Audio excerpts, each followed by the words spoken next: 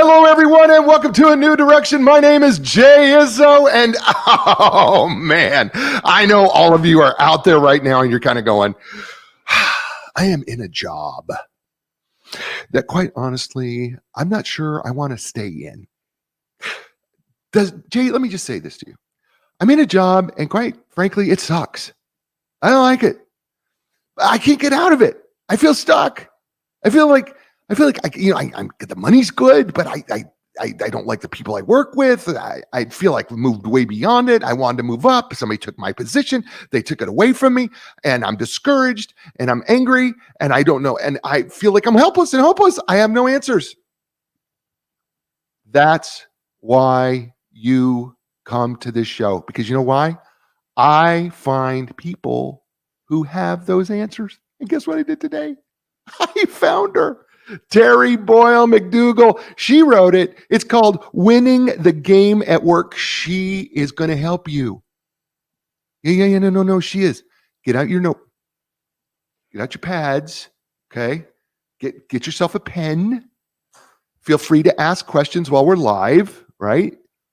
Because you know what? Here's a secondary title. Let me read this. Career Happiness and Success on Your Own Terms. Ding, ding, ding, ding, ding. Does that ring a bell for you? Does that help you somewhat? I think it does, doesn't it? Well, we're going to talk to her. She's going to be outstanding. But before we get to her, you know what we do every week, right? We'll walk you through the 4 areas of your life. We are 4-part people. We are physical, mental, emotional, spiritual people, right? And we work on our training every week on the show. I ask you to evaluate yourself on a scale of 1 to 10 when it comes to your training in these 4 areas. 1 being, my training could not be any worse. And then 10 being, oh man, my training is awesome.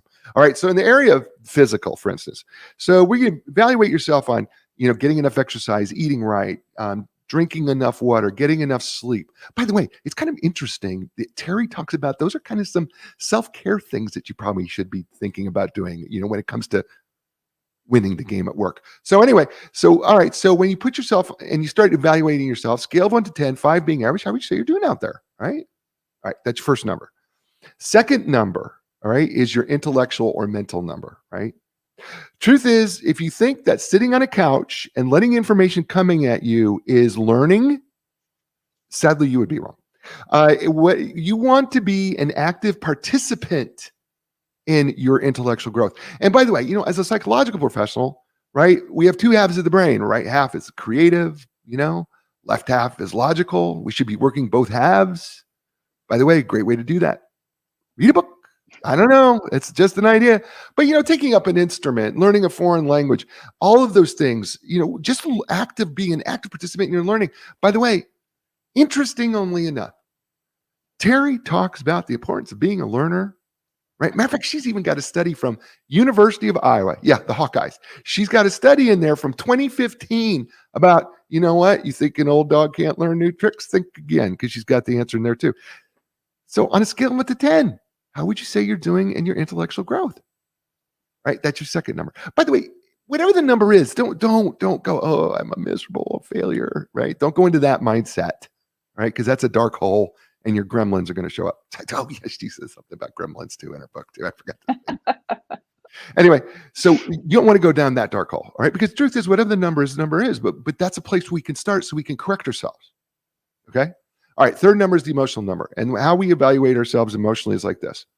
We look at 2 areas. One is how well are you able to control your emotions under stress and pressure? So funny that I say that because Terry talks about you're able to control your emotions, just like I've been saying on the show. Because you have control of them.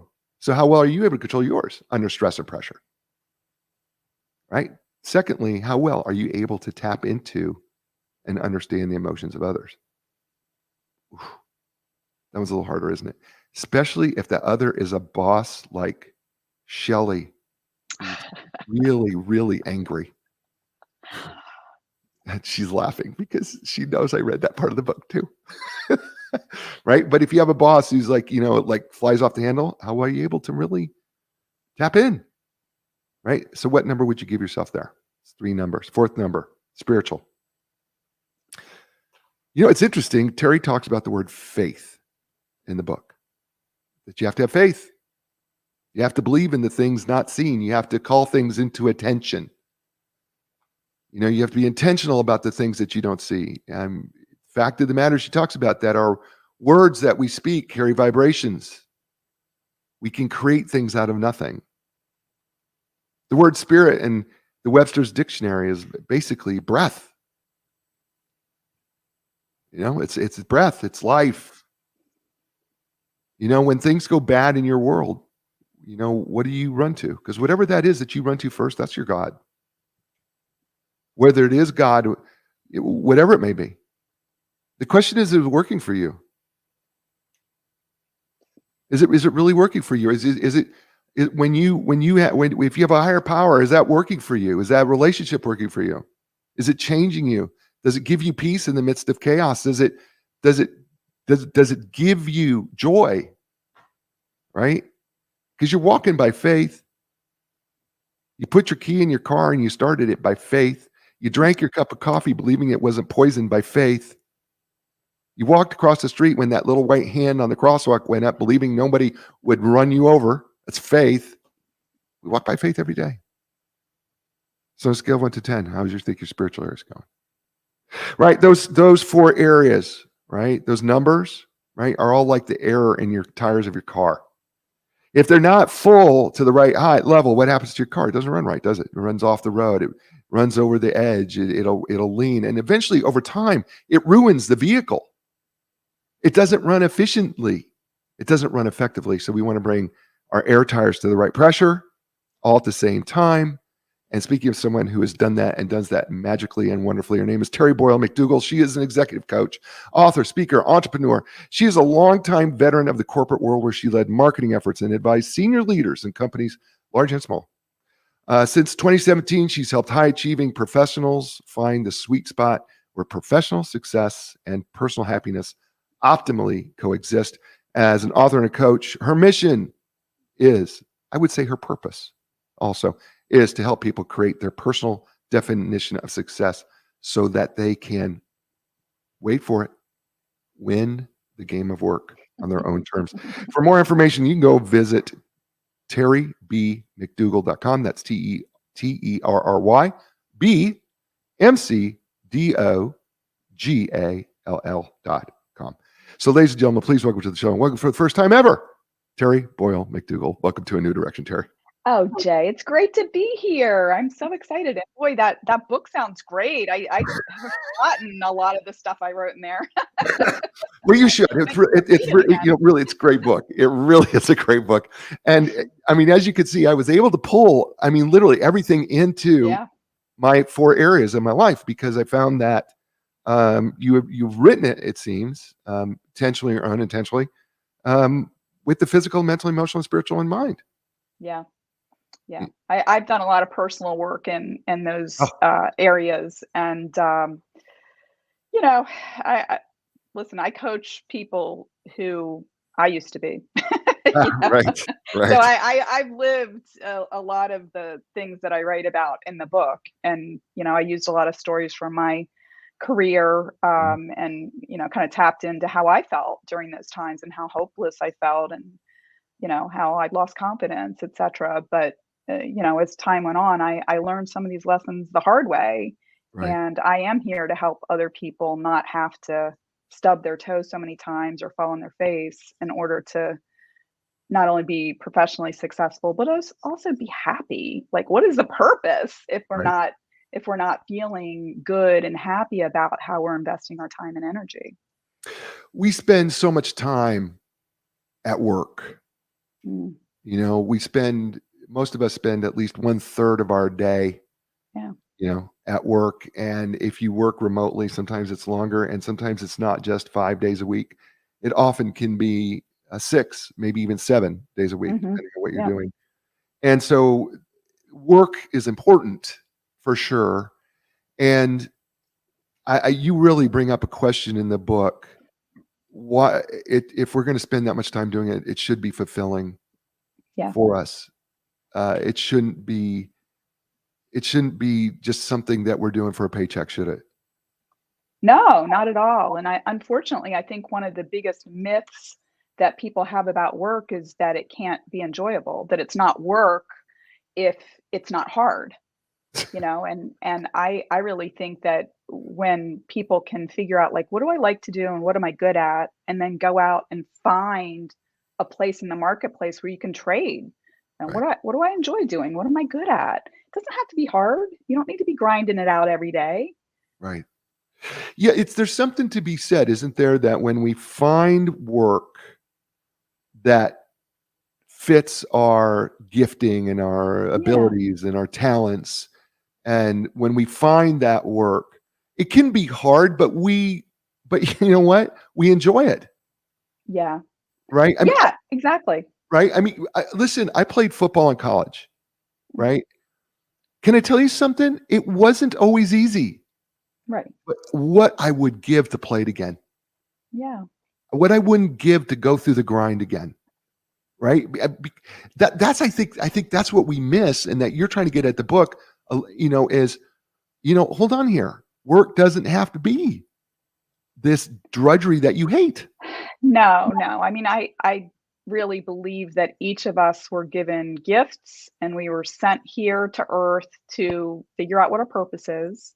Yep. And there's a reason why we're here. And Yeah. I think that we each need to figure out what that is, and realize that there is room for us here on earth to provide our gifts, to share our gifts. And you know, so many people start with, oh, let me go to LinkedIn or Indeed and find oh, there's no jobs that fit me. Right. And that's kind of like fitting yourself into a box rather Yeah. than, maybe going out and finding somebody who can use the skills that you have. And like, what would our lives be like if we could just like figure out what we like to do and just do it and get paid for it? Right. You Right. know, and I also think that it's kind of interesting what you were saying. I think that there's a little bit of a difference between, I hope I can get their wording right. Like, it's one thing to be challenged, right? And Right. maybe run up against things where we're like, "Oh, I'm not really sure what to do in this situation," but we're doing it for a purpose that feels good to us, right? Mhm. That gives us the energy to keep going towards the goal versus when we have to just like force ourselves and maybe even shame ourselves into, or judge ourselves. I'm not doing well. And a lot of people motivate themselves through fear. I mean, I can't tell you how many people when Oh, I've yeah. coached them that they're like, "Oh my god, I'm afraid I'm going to get fired." Right. And they use that to try to motivate themselves. And that is a very expensive way to motivate yourself, Oh, that fight or flight. There's higher levels of energy that we can tap into where we're in the flow. We're like doing fantastic work and we're not having to grind it out every day. And those typically, if we look out and we think about people that we admire, usually they've found that sweet spot where they're like, "Hey, this is my gift and this is what I'm going to offer to people." mm, And, not that they're not challenged, but that they enjoy it. right. And that's just a higher, easier level of energy to exist within, and it's much more sustainable than, "Oh my god, I'm gonna get fired." Mm. There's no energy in that. It's No. it's it's fear. Yeah, it is. Well, let's dig into part 1 and chapter 1 right away. It's called part 1, by the way, ladies and gentlemen, is entitled, "What's Your Objective?" It's brilliant. By the way, this book is, I told her before the show, it's like having 3 books in one. I'm just telling you, it's an ambitious work, but it's really, really thoughtful of great information for you. Chapter 1 is, Terry's entitled, "Work is a Game." Mhm. So answer the question that everybody has in their mind. How can work be a game? Well, work, there's an objective to work, right? And for most organizations, it's to make a profit. And we, as employees or as business owners, need to figure out, how am I going to create value for this organization? And a lot of people don't think of work that way. They think of it as like, "Hey, here's my desk with my chair, or, here I am in front of my computer at home." and I just have to come and work, 9 to 5 and do the stuff, send the emails, whatever, and that's my job. And it's not. And, when people are confused about why they're not moving up, it's because they don't understand the rules of the game, which is they have to add value. And many people never think about, why am I here? I'm not here to come and put my rear end in the seat for 8 or 9 hours a day. I'm here to create value. Mm. And really, there's only three ways to do that. You're going to do that by helping the organization make money, save money, or reduce risk, which is saving money as well. And I totally understand that not everybody is out there selling, right? But everybody should be contributing to how the organization is going to more easily, or be more profitable. Right. And so it might be that, you're the receptionist and you're going to be as helpful and as friendly and, be thinking about how you can do things better for the organization, right? Because eventually that is going to have an impact. Like if you're mean to the customers that come in and then they're not going to come back. Mm. So, just be thinking about how can you do this? That's really the game. The game Okay. is like, how do you add value? Okay. Well, okay. So let's talk about the players. Okay, yeah. No, one So thing I'll tell you, yeah, because I you've got these people. You the talk about these players, people. Yeah, the yeah, corporate players. the players. One thing that a lot of people I coach will say to me is that corporate politics, blah, I don't want to have anything to do with it. Right. And I believe the reason for that is because, well, first of all, in my mind, politics equates to influence. Okay. Yeah. And the reason why many of us, and at one point I felt this way too, don't want to have anything to do with politics is because of the players. These are people that come in and they're fancy suit and they ingratiate themselves with all the right people and they talk a good game and they don't actually add a lot of value. They come into the meeting and they say all this stuff and then they magically walk out without any assignments. They take advantage of other people and take credit for their work, etc. And I think for a lot of us, we see those people and we're like, how'd that guy or how'd that gal get promoted? They don't do anything, right? But they have influence and they use the influence to make others think that they're adding value. And so for the rest of us that maybe feel like, well, I'm authentic and I'm a hard worker and I don't want to be like that person. Well, of course you don't want to be like that person. But if you are able to do a good job, you're serious about how you really add value and you learn how to influence within the organization, you're going to be unstoppable. Okay. It's going to be because eventually those people are outed.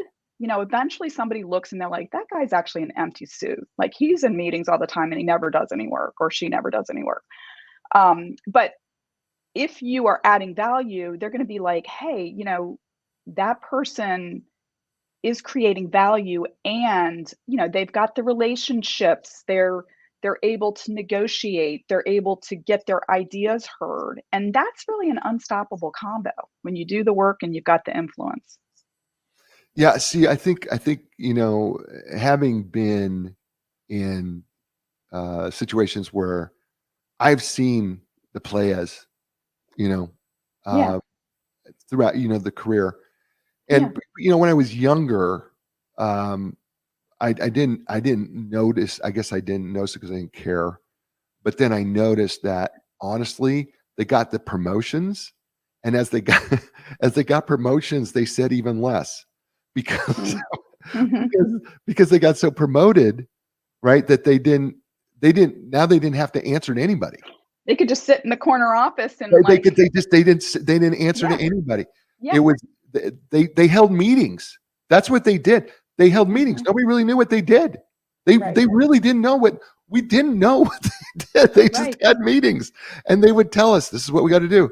Okay, well, right, where did that come from? Right? hmm, Whose idea was that? Right? But that right. we never knew it. And it was because they were so well um, connected.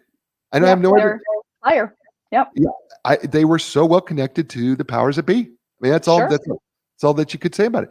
Really interesting. The book's fascinating, by the way. The book, Winning the Game of Work, Career, Happiness, and Success on Your Own Terms. Actually brilliant. Find it on Amazon. You're listening to Terry McDougall right here on A New Direction. Hey, folks, listen, Epic Physical Therapy, my physical therapist, they should be your physical therapist too. If they're not your physical therapist, you should call them. Listen, whether recovering from injury, surgery, suffering everyday aches and pains, professional athlete, non athlete, look, if you want your epic relief, your epic recovery, your epic results, don't look any further. Go to epicpt.com. That's EPICPT.com. Linda Craft, Team Realtors, they have been helping people transition for more than 37 years. Why do I say transition? Because they don't sell homes, they don't help people buy homes, they help people transition in their life. Think about it. Every place you've ever lived has been a life transition, right? And that's what they help people do. And they've been doing it for 37 plus years. And they want to help you make your next transition too, whether you're selling or you're buying. Get to the experts. Get to Linda Craft Team Realtors. That's lindacraft.com, LINDACRAFT.com. And big shout out to Hint Water. Hint, the official beverage of DBTV. That's right. You're watching us on DBTV on Apple TV. You're watching us on DBTV on cable companies in Canada. Hey, everybody in Canada, and all sorts of other countries around the world. We're available to 250 million homes. Yes, Terry, you are on 250, Woo. potentially 250 million homes all around the world. And you know what? Hint Water is the official beverage. So listen, get yourself a hint. That's just a hint. We're right. Hey, we're back. Oh yeah, okay, we're back right now. We're back here with Terry Boyle McDougall, her book, Winning the Game of Work. All right, Terry. So let's keep moving on ahead. One of the things you say in this first chapter, and by the way, we're still in chapter 1, it takes more than talent. When you say that, what do you mean? It takes more than talent. Well, what I mean by that is that you need a strategy for your career. I think that one of the things that I observed is that I was a good student and I was just kind of used to, okay, I'm going to do the test, write the paper, whatever. And I was used to just being successful by just doing what was asked. And one of the things that you find a lot of times, especially if I worked for a long time in banking, and there are just lots of smart people there, right? So it's not like in school where, like, okay, if you're a top student, that you're going to be able to distinguish yourself just by, being smart. There's lots of smart people when you Right. get into certain organizations. And if you expect that, hey, you're just going to do whatever you did to help yourself be successful in school, at work, that doesn't work. Mhm. It kind of goes back to what I was just saying. You've got to, step back from just doing the work and understand the context of what you're doing and how that's contributing to the success of the organization. Right. And it really, if we take the whole idea of work being a game, it's like learn the rules of the game, right? Don't just come in and kind of be used by the players. Understand, like, who's who's in power here. A lot of times it's not the person who has, you know leader on their business card, right? Right. There might be, you've got to really observe what's going on around you. You're not going to be able to walk in on day one and be able to understand all the dynamics, but start, not just, a lot of people get attached to, like, this is the way it should be.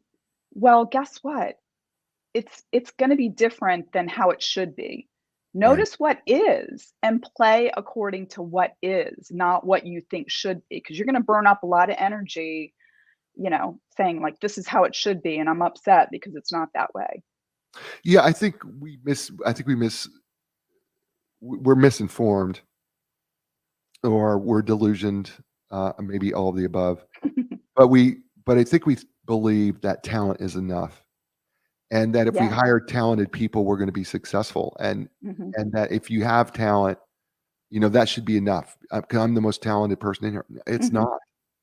No, no, it's not. And a lot of times, I mean, I guess I was a little bit surprised about that as well, that, things get done through, working with people.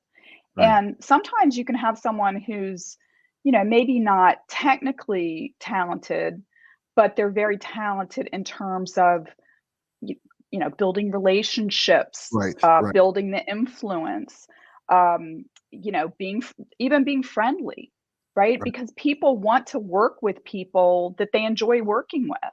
Right. And it can be easy sometimes to say, like, oh, that guy's just a glad hander, or that guy, she's moving up because she's got a relationship with this person or that person. Well, all of us have that opportunity. And Right. I think that we need to realize that if you want to have impact and influence within the organization, you're going to do that through relationships. Right. Um, and And it's so sometimes it's and sometimes the most talented people are not good teammates. right, they're not. And a lot of times I mean, I see this and I coach on this a lot where, somebody is like just brilliant Mm. and they come into an organization, they quickly move from individual contributor to leader, and they will say to me like, "Why is this guy on my team not doing this? Because this is what I would do." And I say to them like, "Look, if that person saw things the way that you do and had the talent and ability that you have, they would be sitting in your seat. Okay. You've got to lead everyone, Right. not just somebody who's as talented as you. Right. And so having that self-awareness and also valuing like, hey, I know I'm good at this, right? And maybe some of the people on my team aren't. So what are the opportunities here for me to bring everybody along? Mm. And you're going to have to coach the A team or lead the A team, the B team, and the C team, right? You can't only lead the A team, right? Right. Because you're going to be leaving a lot of capacity on the table if you're like, hey, you can't run as fast as the rest of us. Right. Yeah. You're just going to cause a lot of negativity and other issues. And it's what keeps me in business. but Yeah, right, right. but I No, I don't get it. think people want to work in that environment. No, they don't. I agree with you. Let's move on to chapter 2, because this is important piece, entitled "What Kind of Player Are You? Getting to Know Yourself." We're I just had on the show, a few weeks ago, Dr. Ryan Goffredson talked about success mindsets, and he brought up a piece of research from Tasha Eurich that said basically 80% of us are just completely unaware of ourselves. Sure. Um, this is such an important piece, though, isn't it? To get some self-awareness when Sure. you're in a job and you're trying to win this game of work.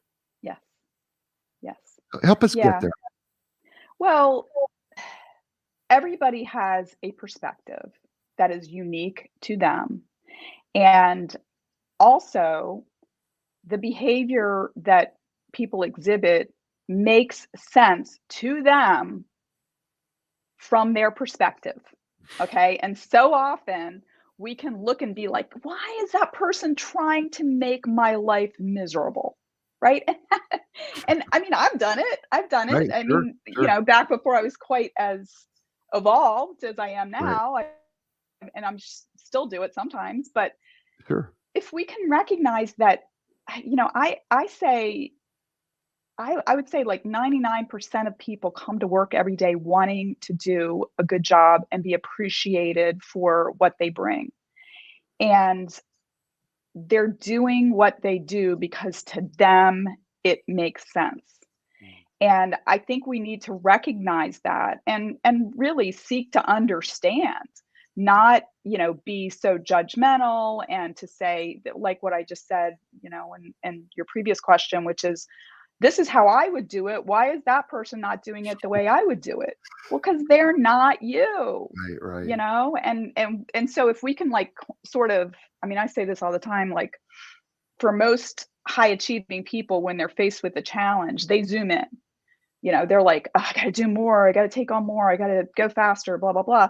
And I think it's important to zoom out and look at the big picture. I know you said you played football. It's really about like getting up into the stands so you can see the whole playing field, right? And you can see the opportunities. You can see where things are breaking down because it's usually not with the person that's not responding to your email or who's, you know, doing something to make your life harder at work. It's a lot of times it has nothing to do with them personally, but yet we'll feel like, oh my gosh, that person's making my life at work miserable. Right. Well, maybe there's other things going on, right? Maybe there's issues with the structure. Maybe their boss is a jerk. Maybe they don't have clarity on their role. It could be any number of things.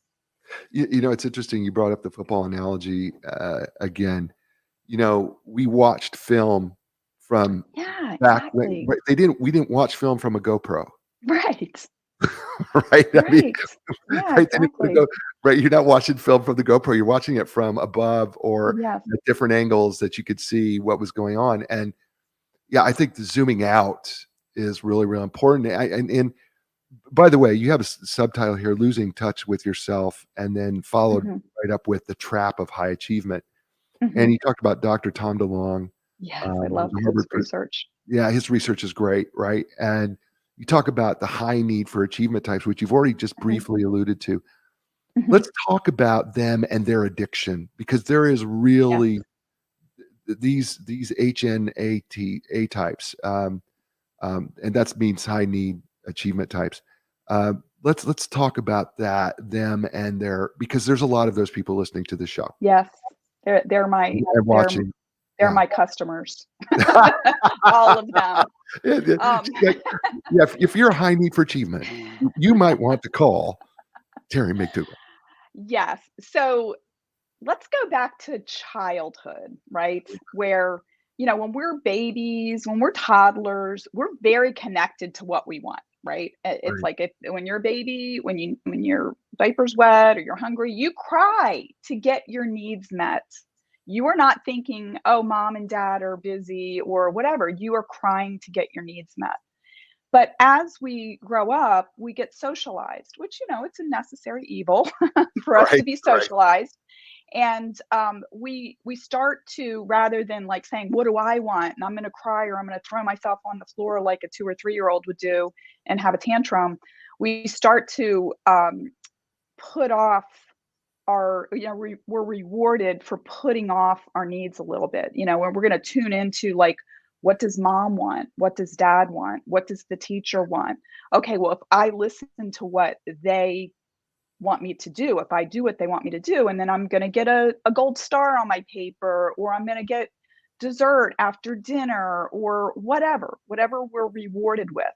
But as time goes on, for the high achievers that are good at earning those rewards, after a while they get addicted to that. And I mean, and we see it a lot, right? With, you know not only are you're going to be good at school, but maybe you're going to also be like, I'm going to run for class president, I'm going to also play baseball, and we're looking for those challenges because we like that feeling of getting that reward. And as time goes on, you work hard in high school so you can get into a good college, you work hard in college to get a good job, and then you get it out there. And I see it a lot, where somebody's been working for 10 years and they've moved up, and they get to a certain point and they're like, "You know what? I I'm looking for that next thing, right? I want to move up quicker and I'm not." And but or they might even say, "I I'm actually really successful at what I do, but I don't like it." Mm, Well, there's a reason for this, because they have been so tuned in, and might I say addicted yeah, to that external validation, that they've actually lost touch with what they really want, internal validation. And as we move up into leadership, there are fewer and fewer people for us to cue off of. Like when you're in school, it's like, what does the teacher want? Right? mm, They're the leader. A lot of times you get into leadership roles, and you know you're charged with making an impact, right. and there's not anybody there to tell you what to do. There's nobody there to pat you on the head and say, good job, Terry. Right? And as a matter of fact, I got to a certain point in my career where I was like, if my boss isn't calling to complain, that's good. And that's it. That's all the feedback that I got. I'd have to just be like, okay, I'm up on the high wire. I don't know if there's a net down there or not, but if he's not shaking the wire and trying to knock me off, and then it's good. Well, So you know what? But just in, because it's not in your book, but it's just something as you're talking just kind of hits me. When we were in school, as little kids, we were rewarded for not saying anything. We were punished if we said something or we yeah, interrupted. right, And right. over the course of what did we learn from the time we were in grade school to junior high to high school, and if you went to college, Mhm, what did we learn? You keep quiet. mhm. You're not supposed to say anything. Yes. And then I was a college professor, and as a college professor, I'm now thinking back and I'm going, there's no we say to them, well, there's no such thing as a dumb question, but that's really not true. There really is dumb questions. Okay, Right. right? Okay, and then we want you to talk, but we have trained you for 18 years of your life that you are to be seen and not heard, that you're Mhm, not supposed to disrupt, you're not supposed to ask questions, you're just supposed to listen. yeah, And then we wonder, well, why do people not are unable to untangle their own, as you say, untangle their own desires? And then mhm, they struggle with, as you and mhm. I both work with as coaches, and here's the subtitle that you put in, getting back in touch with yourself. Yeah, yeah. Yeah, I use an analogy in the book that, like, over all of those years where we're being programmed to tune into the needs of others, and, high achievers get good at fulfilling Mm, other people's needs, and they're rewarded for that, mm, or other people's expectations. It's almost as if there's like a spring that connects us, like a water spring that connects us to that deep well of who we truly are.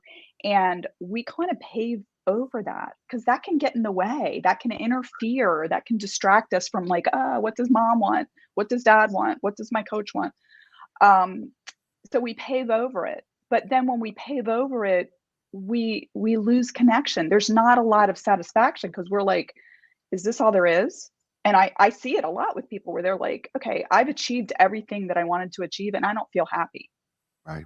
It's like, because you're doing this because you thought that was going to bring you satisfaction rather than really going inside and saying, what is it that I really want? And you can reconnect to that deep wellspring of your inner wisdom, who you really are, your spirit, your soul. You can connect to that, who you were meant to be here. It just can take some work. I think of it as like, okay, there's asphalt across there, but if you look closely, there's like a little dribble of water that's coming up.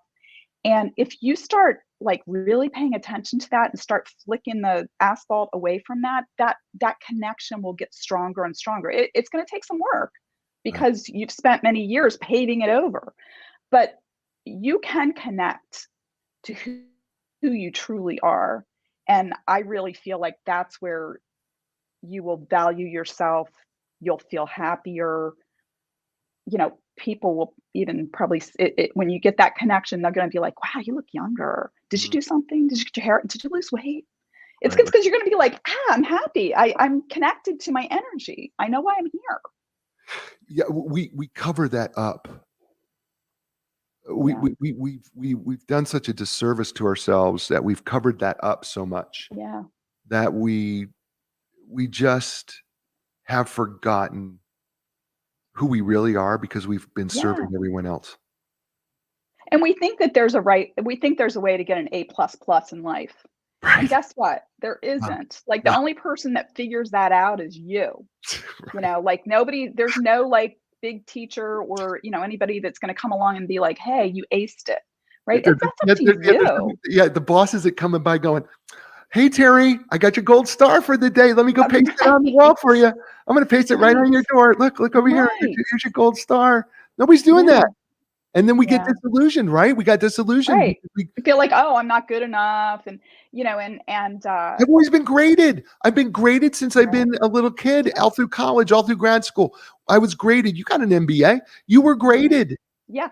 And Yes. then you go to work, and then all of a sudden, I'm not getting any daily grades. I've been taking this test all day. Right. I've been working 8 Right. hours. I've been in this test, and you haven't graded me today. Yes. And then Right. and then Feels all of a sudden, insecure.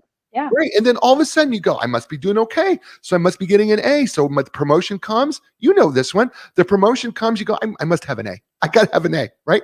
And then somebody goes, so they give somebody else the promotion. Where did they come Mhm. from? They didn't even take the same test I took. How come they get to Right. be Well, promoted?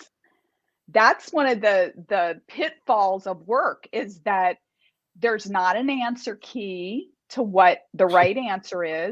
Everybody's job is different. You are not in the same class with everybody. I mean, there might be some people that have a similar role to what you have, but it's not apples to apples. It Right, really is about, and I've been in these meetings where it's like, okay, we've got, four potential promotions to vice president, and we've got 125 people in the department, and maybe there's 10 of us on the leadership team, and I would have to come in and make a business case to my colleagues for somebody on my team to get promoted, right? It wasn't just up to me, right? And so I mean, people need to understand this. People don't Nobody ever tells you this stuff.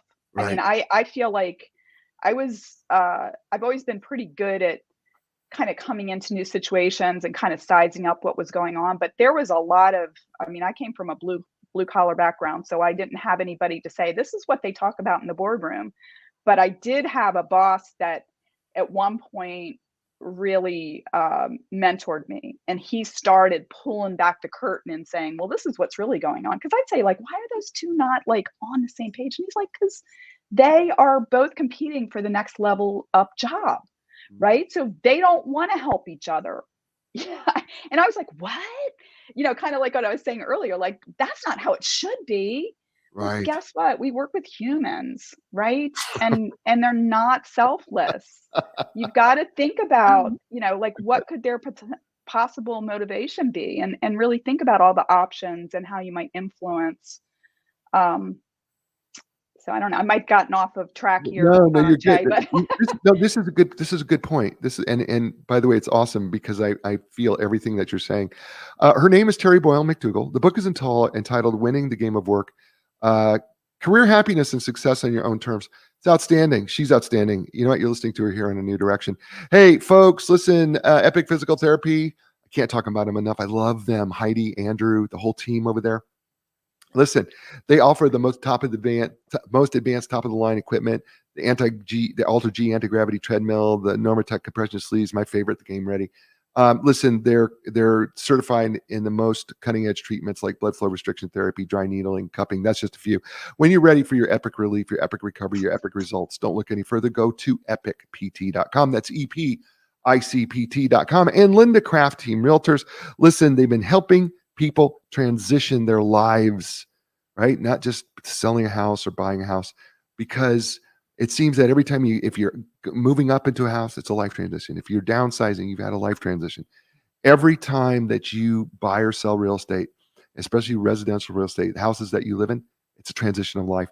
They want to help you with your transition. They've been doing it successfully for thousands of people for over 37 years. Those experts want to help you transition your life.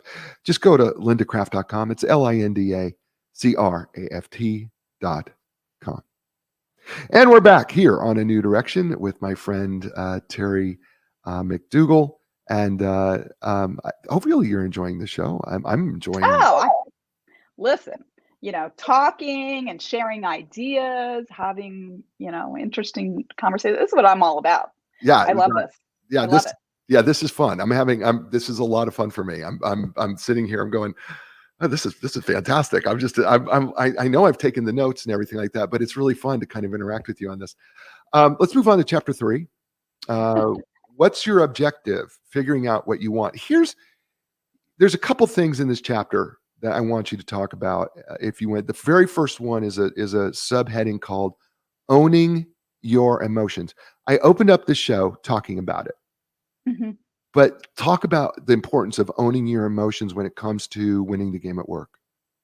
Well, it's very common for people to say that person made me mad, or, they make me happy, or Right. whatever. And nobody can make you feel anyway, right? Like, Thank you. Thank you. our emotions come from our beliefs. And, I know a lot of people might be skeptical about this, but if you want to test it in your own life, think about it this way. I mean, I'm married, I've got kids, and there have been many situations where, say, me and my husband are out someplace and maybe there's something going on in a restaurant at the table next to us. And, I might be like, oh my God, did you just see what happened? And my husband's like, yeah, what's the big deal? Right. There's a reason why we have different reactions to something that we both witnessed. It's because we've got different beliefs. And those different beliefs are based on our different life experiences. And if you don't like the emotion that you have in a certain situation, you can't say, "Oh, I'm gonna try to have that person not make me mad." Like, Right. you can't make any changes at the level of willpower. You've got to go down, and I say this to clients all the time when they have like a reaction that they're not happy or they would like to change. I say, well, what was the thought that you had right at that like split second before you blew up at Mhm. your coworker or before you started crying or whatever? What was that thought? Because that's where you can change your response. Mm. And it could be, I mean, you mentioned Shelly, who was a boss that I had who was like extremely toxic and crazy. And for a long time, I was like I was very angry about her. I felt very threatened. And I realized at some point that she wasn't going to change. I had to change. Mm. And once I changed, and when I changed like the beliefs about what was going on, because I kept thinking like, my belief was she shouldn't be this way, right? And that because she is this way, I'm going to be angry because this is not fair. I kept thinking things like that, and I was just like going home like drinking half a bottle of wine every night, which isn't good. Yeah, because I was so stressed out at work. And I finally realized that she's not going to change. Right. So, what can I change? I can change my belief around her, which is she's my boss. As much as I hate reporting to her, she has the right to tell me what to do. And I also started thinking that, you know, this isn't going to be good for me if I keep having this be very adversarial. So, what can I do about this? I had to grit my teeth every morning to do this, but I started, instead of avoiding her, going to her door, knock, knock, knock. Hi, good morning. How are you today? I started doing that. I hated it. But what I found was that when I changed that behavior, which, I guess my thought under that was that, I need to demonstrate some cooperativeness. Right. I need to do something different. It changed everything. Right. All of a sudden, she's like, pop into my office. Hey, I want to run an idea by you. She stopped bullying me. Unfortunately, she started bullying somebody else in the department, but the Right. heat was off of me. And I actually, I'm not going to say I liked her because I thought she was a bit crazy and not fit to be a boss, but I kind of saw her as a human being after that. And I now looking back, I realized she was under a lot of pressure. She probably wasn't really fit for the role. And I can feel some empathy for her now. But Mm. it took me taking responsibility for my own emotions and getting curious about what's making me feel so defensive Right. and what can I do to change that. And once I changed it, I mean, it took me being, having some humility and going and treating her like a human being. Right. Well, I mean, Hi, how are you? well, but there's 2 things at work, and you talk about them both. One is that you have control over your responses, how you're gonna respond. You can't control that. And then the second thing is that you changed your mindset, which changed your emotions, Hmm. which changed your behavior. Even though you didn't It, feel like it, mhm. you had a thought Yes. process that you were working to change that emotion to conduct the Hmm. behavior. It was hard to do it at first, Right. right? Because, um, and I mean, any habit is like this, right? Like Right. that. I mean, you're you're so much more trained in this than I am, but it's all about, we have these like neural pathways that are carved in our brains over time. And like we always drive this way to the store or whatever. And it takes a little extra effort if you want to change something, right? You might like, or maybe if you move, like if you transition to a new home, like maybe automatically you're going to take that left towards your old house, and you're going to have to like be really conscious, like, oh, at this moment, or you're going to take the left and you're going to be like, oh, I got to turn around and go the other way.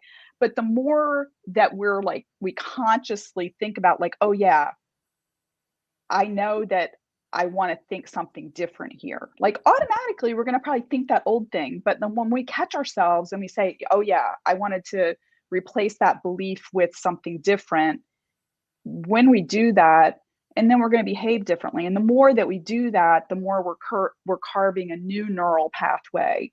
And it gets easier over time.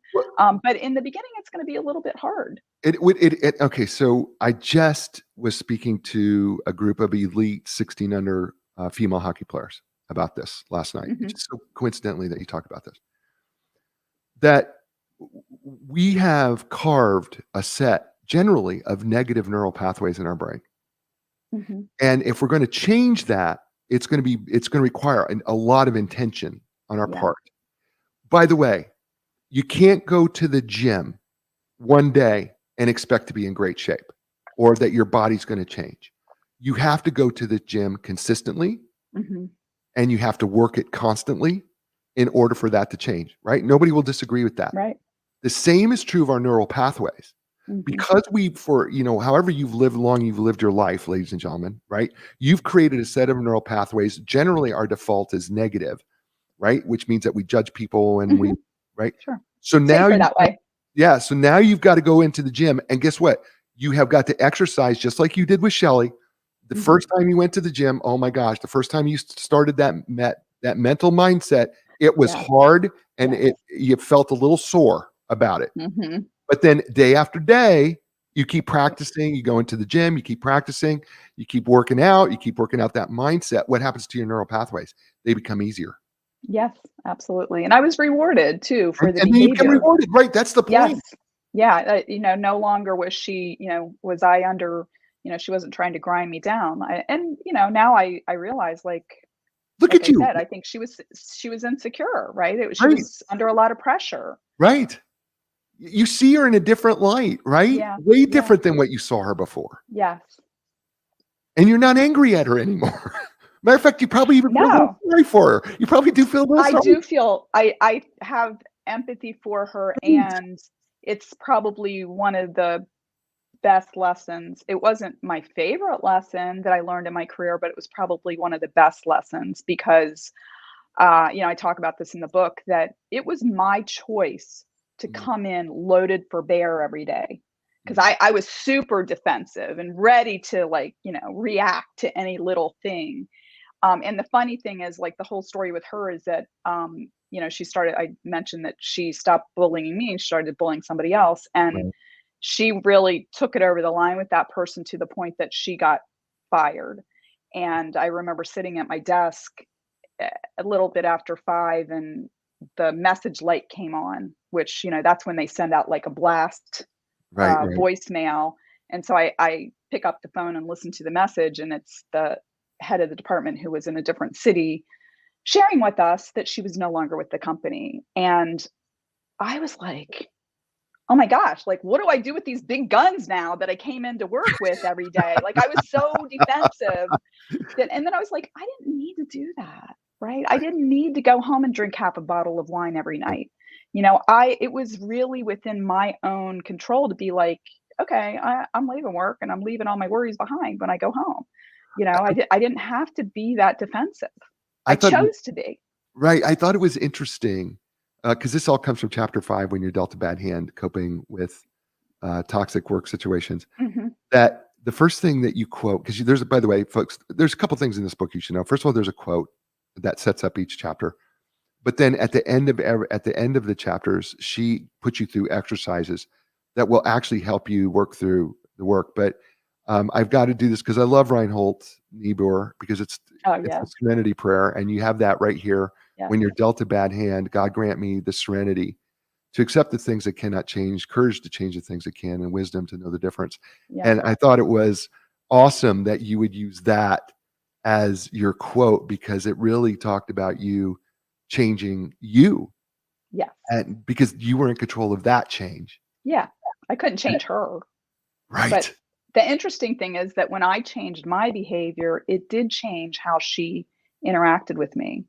And, so often we just want to be like, they should change. They should do something different. We can't control other people. Mm, You can't even, like, even as a parent, you can't control your kids right, as much as we'd like to, right. or we even try to, but you can't control them. You can't control other people. Yeah, You can only control yourself. and that may be a good place because we've been on an hour. Wow. It's gone really fast. Tell people how they can get a hold of you, Terry.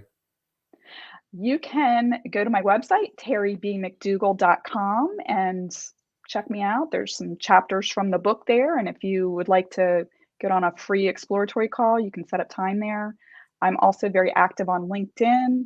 I'm at Terry B. McDougall. That's my handle on LinkedIn. You can check me out there as well. That's awesome. She's awesome, wasn't she, folks? I told you she would be, right? The book is fantastic. Winning the Game of Work. Get yourself a copy. I'm telling you, it's going to be, there'll be on the blog write up for the show. That'll be up in an hour from now when we do this live. We'll have backlinks to the book and to Terry as well so that you can get more information.